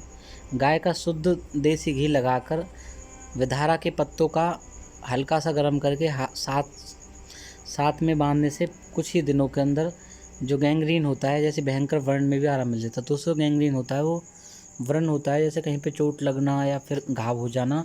ऐसे रोगों के लिए गाय का शुद्ध देसी घी और विधारा के पत्तों को हल्का सा गर्म करके बांधने से फ़ायदा होता है। या फिर दोस्तों आप सदाहरी के पत्तों को पीसकर रस मिलाकर लगाने से भी कुछ दिनों के अंदर भी गैंग्रीन के घाव को भरने में लगता है। दोस्तों अगर किसी को होठों के फटने की बीमारी रहती है, जैसे क्रैक्स ऑफ लिप है, उसके लिए क्या करना है, नित्य प्रतिदिन स्नान के बाद नाभि में सरसों का तेल लगाने से होठों का फटना बंद हो जाता है। साथ ही साथ चेहरे की रुखता भी दूर होकर कांति आती है। दोस्तों नहाने के पश्चात नाभि में सरसों का तेल लगाएंगे तो होठों का फटना रुक जाएगा। या फिर दोस्तों आप देसी घी को होठों पर लगाकर भी इसका इस्तेमाल कर सकते हैं। अब जानते हैं दोस्तों विवाई या विपादिका। विपादिका दोस्तों क्या होता है, क्रैक्स ऑफ हील का मलहम किस प्रकार बनाया जा सकता है। सरसों का तेल 50 मिलीलीटर, देसी मोम 25 ग्राम और देसी कपूर 5 ग्राम। सरसों के तेल को गर्म करें। जब तेल उबलने लगे तो उसमें धीरे धीरे मोम मिला दें। जब मोम पूरी तरह से घुल जाए तो बर्तन को आंच से उतार कर एक ठंडा कर लें। थोड़ा सा गुनगुना रहने पर इसमें कपूर भी मिला दें। इस तरह दोस्तों तैयार मलहम को रात्रि में सोने से पूर्व विवाइयों पर लगाने से पहले ही दिन से लाभ प्राप्त होने लगता है। दोस्तों एक बार फिर से जान लेते हैं। सरसों के तेल को गर्म करना है। तेल उबलने लगे तब उसमें धीरे धीरे मोम मिला लेनी है। जब मोम पूरी तरह से पिघल जाए तो बर्तन को आंच से उतार कर ठंडा कर लें। थोड़ा सा गुनगुना होने पर उसमें कपूर मिला दें और इस मलहम को रात्रि के समय लगाना है। दोस्तों रात्रि में सोने से पहले विवाहियों पर लगाने से पहले दिन से ही आराम मिलने लगता है। दोस्तों अगर किसी को श्वेत कुष्ठ है, सिवत्र है या फिर चर्म रोग है तो उसे क्या करना चाहिए। गोमूत्र 100 मिलीलीटर, नींब पत्र 100 ग्राम, गोबर का रस 100 ग्राम और बावची चूर्ण 100 ग्राम, इन सभी को ले लेना है आपको। सभी को मिलाकर एवं पीसकर लेप बना ले। इस लेप को लगाने से सिवत्र एवं अन्य प्रकार के चर्म रोग जो स्किन डिजीज होती है सभी प्रकार के स्किन डिजीजों में लाभ प्राप्त होता है। या फिर दोस्तों आप पुनर्नवा मूल तथा अर्जुन छाल को गोमूत्र में पीसकर लगाने से भी श्वेत कुष्ठ के अंदर लाभ प्राप्त होता है। श्वेत कुष्ठ के अंदर दोस्तों हम जानेंगे तिल की दवा। दोस्तों अगर किसी के चेहरे पर तिल ज़्यादा हो जाते हैं या कोई तिल से परेशान है तो उसे कैसे ठीक किया जा सकता है। दोस्तों दिव्य कायाकल्प वटी 40 ग्राम लेनी है आपको। 2 गोली सुबह शाम खाली पेट पानी से लेना है। दवा सेवन से 1 घंटा पहले और 1 घंटे बाद दूध या दूध से बने हुए पदार्थ कभी नहीं लेने। या फिर दोस्तों आप दिव्य केशुर गुगलू का इस्तेमाल कर सकते हैं। 40 ग्राम मात्रा में लेनी है। एक गोली सुबह शाम खाने से गुनगुने पानी से आप ले सकते हैं। दोस्तों अगर किसी को मस्से या फिर कॉर्नर्स है तो उसके लिए जो गोखरू होता है उसकी दवा किस प्रकार फ़ायदेमंद रहती है। खाने का चूर्ण लेना है 10 ग्राम, सर्जी छाल लेना है 10 ग्राम, कपड़े धोने का सोडा 10 ग्राम और गेरू लेना है 2 ग्राम। चलिए दोस्तों जानते हैं, थोड़ा जल मिलाकर चारों को घोट पीसकर मलहम बना ले। मस्सों पर एक बार माचिस की तीली या रुई की फरोड़ी से लगाएं। एक बार लगाने से मस्सा सूख जाता है। एक बार से मस्सा ना सूखे तो 2-3 दिन के अंतराल में 1-2 बार लगा सकते हैं। इस प्रयोग से सावधानी से करना है। इससे मस्से सूखने के बाद स्वतः ही झड़ने लग जाते हैं। दोस्तों इसमें जो आपको पिछले जो दवाई बताई हैं उसका थोड़ा सा जल मिलाकर चारों ओर से घोट पीस कर मलहम बना ले और इसे माचिस की तिल्ली या रुई के फुलझड़ी से लगाना है। एक बार में दोस्तों मस्सा हट जाएगा, सूख जाएगा। या फिर अगर मस्सा नहीं हटता है तो 2-3 दिन का अंतराल देना है, गैप देना है और फिर से दोबारा लगाना है। इसमें दोस्तों कॉर्नर्स के बारे में बताएं तो जो गोखरू होता है या फिर गोखरू या पैरों की डील को तेज यंत्र से काट कर उसमें ये दवा भर दें। ऐसे कुछ दिनों तक कॉर्नर्स ख़त्म हो जाते हैं। दोस्तों ये आप जो अगर आपको कॉर्नर्स की बीमारी है तो आप नॉर्मल रूप से डॉक्टर के परामर्श लेकर ही इस आयुर्वेदिक उपचार का इस्तेमाल कर सकते हैं। अब जानते हैं दोस्तों कील मुहासों के लिए, जो लोग कील मुहासे से परेशान रहते हैं, जिनको त्वचागत बीमारी रहती है, उनके लिए क्या बताया गया है। उनके लिए दोस्तों ज़्यादा से ज़्यादा पानी पीना है, नीम के पत्ते 3-3 सुबह शाम खाने हैं, मिर्च मसाला और गर्म चीज़ें खानी है। दोस्तों कील मुहासे होते हैं वो हार्मोन्स पर डिपेंड करते हैं। बॉडी के अंदर हार्मोन्स ज़्यादा रहते हैं तब ये कील मुहासे निकलते हैं, जो कि दोस्तों यंग एज में निकलते हैं। उसके बाद ये निकलने अपने आप ही बंद हो जाते हैं। इसलिए दोस्तों अगर कोई बढ़ती हुई उम्र में है या यंग एज में है तो उसे कील मुहासे से परेशान नहीं होना है। नॉर्मल अपना पानी पीना है, जितना वो पी सके। नीम के पत्तों का इस्तेमाल करे, उससे दोस्तों उनके चेहरे पर निखार आएगा और कील मुहासे नहीं निकलेंगे। त्वचागत रोग या चेहरे के दाग धब्बे या झुर्रियों या उन धब्बों को दूर करने के लिए किस प्रकार आयुर्वेदिक उपचार बताया गया है। एलोवेरा के पत्तों को छीलकर गुद्देदार भाग को मुख्य त्वचा पर लगाने से त्वचा की कांति बढ़ती है, दाग धब्बे और झुर्रियाँ दूर होती है। चेहरे पर निखार लाने के लिए क्या करना है। 5 ग्राम चिरौंजी, 1 चम्मच हल्दी, 1 चम्मच शहद, 1 चम्मच बेसन को कच्चे दूध में मिलाकर चेहरे पर लगाएं। 1 पके हुए टमाटर के रस में आधा चम्मच नींबू का रस मिलाकर चेहरे पर लगाएं। जैतून के तेल में नींबू का रस मिलाकर पूरे शरीर पर मालिश करें। अब जानते हैं दोस्तों अगर किसी के अंदर दुर्बलता या फिर कमजोरी होती है उसके लिए अश्वगंधा चूर्ण किस प्रकार फायदेमंद रहता है। अश्वगंधा चूर्ण 1 चम्मच 3 से 5 ग्राम सुबह शाम दूध के साथ सेवन करने से दुबले व्यक्तियों का एक ही मास में लगभग 3 से 5 किलो वजन बढ़ जाता है। इस चूर्ण का सेवन करने से शारीरिक दुर्बलता, वात रोग और स्नायु रोग विशेष प्रकार से लाभ प्राप्त होता है। मुँह के छालों के लिए किस प्रकार घरेलू दवाई इस्तेमाल की जाती है। कायाकल्प तेल में फिटकरी भस्म मिलाकर रुई की फुलझड़ी को प्रभावित करने स्थान पर लगाने से मुख के छाले ठीक हो जाते हैं। दोस्तों अगर किसी को मुंह के छाले हैं ना तो उसे कायाकल्प तेल में फिटकरी भस्म मिलाकर रुई के फुलझड़ी से प्रभावित करने स्थान पर लगाने से मुख के छाले ठीक हो जाते हैं। या फिर दोस्तों आप चमेली या अमरूद के 5-5 पत्ते लेकर थोड़ी देर तक मुख में धीरे धीरे चबाएं, थोड़ी देर बाद पानी बाहर निकाल दें। ऐसा करने से मुख के छाले ठीक हो जाते हैं। या फिर दोस्तों 1 या 2 खदीर आदि वटी के मुख में रखने से चूसने से भी छालों में लाभ प्राप्त होता है। अब जानते हैं दोस्तों प्लेटलेट बढ़ाने के लिए किस प्रकार घरेलू उपाय किए जाते हैं, प्लेटलेट को हम किस प्रकार बढ़ा सकते हैं। दोस्तों प्रतिदिन खाली पेट 25 से 50 ग्राम घृतकुमारी का गूदा खाने या फिर घृतकुमारी सौरस को पीने से कम हुई प्लेटलेट बढ़ जाती हैं। घृतकुमारी का गूदा प्लेटलेट्स को बढ़ाने के लिए उदर प्रकार के समस्त प्रकार के विकारों को और शितुरों के रोगों में लाभ प्राप्त रहता है। वात रोग, थैलेसीमिया, हेपेटाइटिस बी, पेट का फूल जाना, भूख न लगना, भोजन करते समय पेट में जलन होना, शितुरों में मासिक धर्म की अनियमितता, मूत्र में जलन होना, मूत्र का रुक रुक कराना आदि रोगों में घृतकुमारी का सेवन करने से फ़ायदा रहता है। पपीते के पत्तों का रस निकालकर 25 से 50 मिलीलीटर मात्रा में सेवन करने से भी प्लेटलेट बढ़ने लगते हैं। अब जानते हैं दोस्तों गौमूत्र के उपयोग, किस प्रकार गौमूत्र हमारे लिए फ़ायदेमंद रहता है। प्रथम प्रयोग क्या है दोस्तों इसका। गौमूत्र साधारण रोगों के साथ साथ कैंसर, दमा, वृक्क, निष्क्रियता, जलोदर एवं यकृत शोथ आदि अन्य रोगों के निराधार औषधि होती है। 10 से 15 मिलीलीटर गौमूत्र का नियमित रूप से प्रतिदिन 2 से 2 बार सेवन करना है। उक्त सभी रोगों में शीघ्र रूप से लाभ प्राप्त करने के लिए प्रारंभिक रूप से किया जाता है। दोस्तों जो गौमूत्र होता है साधारणतः कैंसर, दमा, वृक्क, निष्क्रियता, जलोदर और यकृत शोथ आदि रोगों को ठीक करने के लिए इस्तेमाल किया जाता है। 10 से 15 मिलीलीटर गौमूत्र का नियमित रूप से सेवन करने से आपको जो ऊपर के रोग बताए गए हैं वो खत्म हो जाएंगे। आधुनिक विशेषज्ञों के अनुसार गौमूत्र के अंदर nitrogen, phosphorus, calcium, magnesium, urea, uric acid, potassium, sodium carbolic acid, lactose और हार्मोन्स पाए जाते हैं। ये सभी प्रकार के रोगों को अपना अपना प्रभाव दिखाकर रोगों को समाप्त करने के लिए सहयोग करते हैं। गौमूत्र को यथासंभव ताज़ा ही 8 तह किए हुए कपड़ों में छानकर प्रयोग करना है। तुरंत ब्याही या जर्सी गाय का मूत्र कभी इस्तेमाल नहीं करना है दोस्तों, मतलब जो अभी ब्याही हुई गाय है उसका इस्तेमाल नहीं करना है। बच्चा देने के 1 से 2 मतलब जो बछड़ा होता है उसे 1 से 2 माह का हो जाए उसके पश्चात ही गोमूत्र का प्रयोग करना अच्छा रहता है। प्रतिदिन ताजे गोमूत्र की अनुपलब्धता की अवस्था में गोमूत्र को छानकर शीशी में भर लें।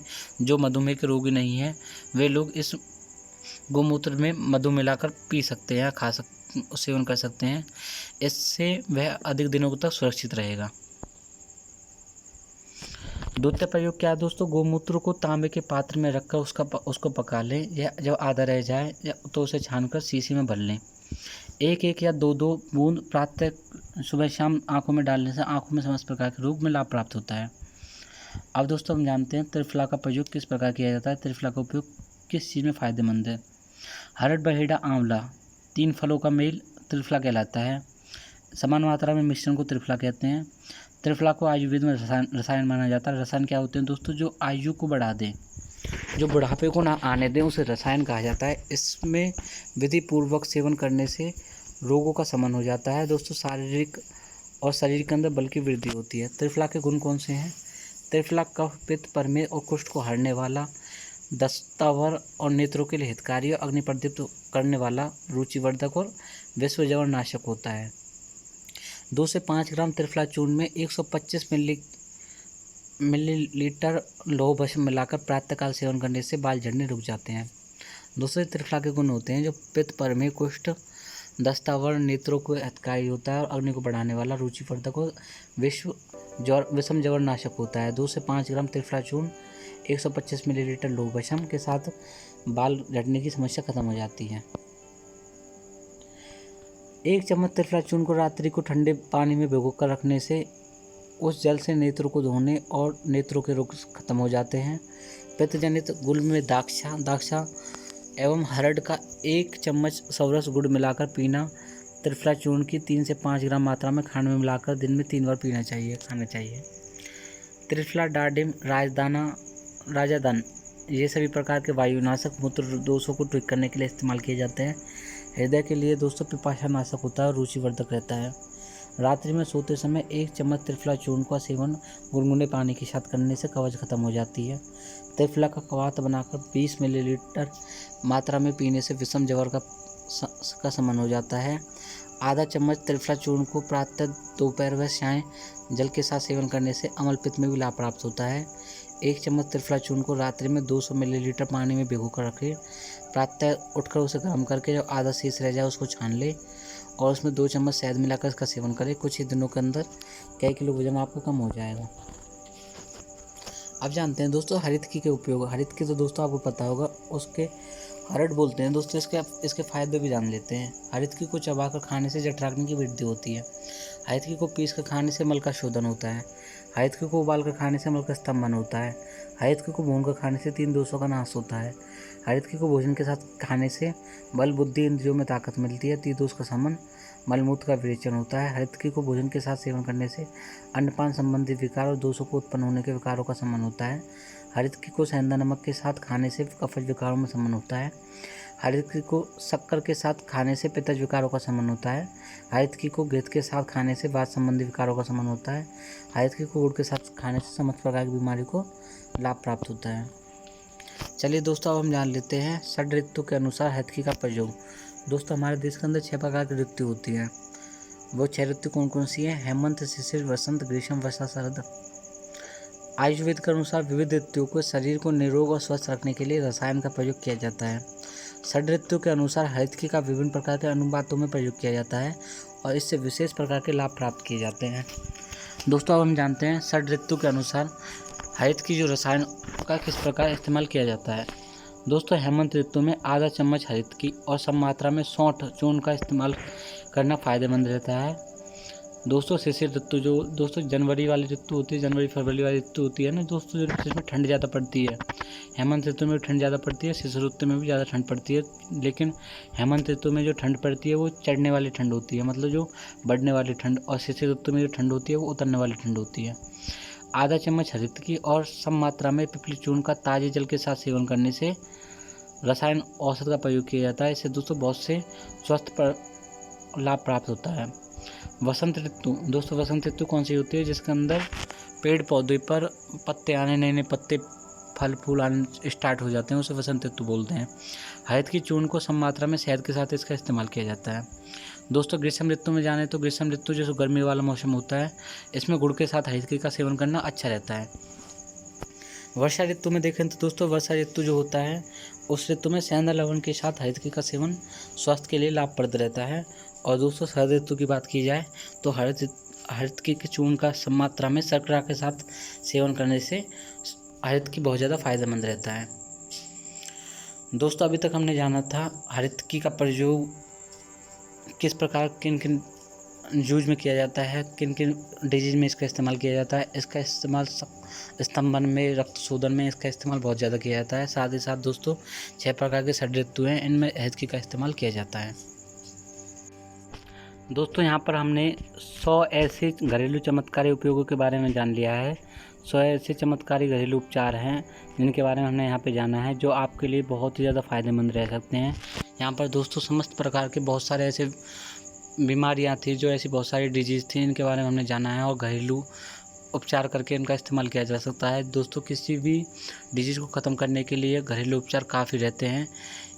किसी भी बाहरी मेडिसिन का इस्तेमाल कर या फिर हज़ारों लाखों रुपए वेस्ट करके आप अपनी डिजीज़ को ठीक तो कर सकते हैं, लेकिन दोस्तों इसे जड़ से समाप्त करने के लिए घरेलू उपचार, आयुर्वेदिक उपचार का इस्तेमाल करना बहुत ही ज़्यादा फायदेमंद रहता है। दोस्तों इस वीडियो में हमने 100 घरेलू उपचारों के बारे में जाना है, जो कि आपके लिए कहीं ना कहीं तो फ़ायदेमंद रहेंगे। तो दोस्तों अगर आपको वीडियो हमारी अच्छी लगी है तो इस वीडियो को लाइक कर दें, और अगर आप चैनल पर नए हैं तो चैनल को सब्सक्राइब कर दें।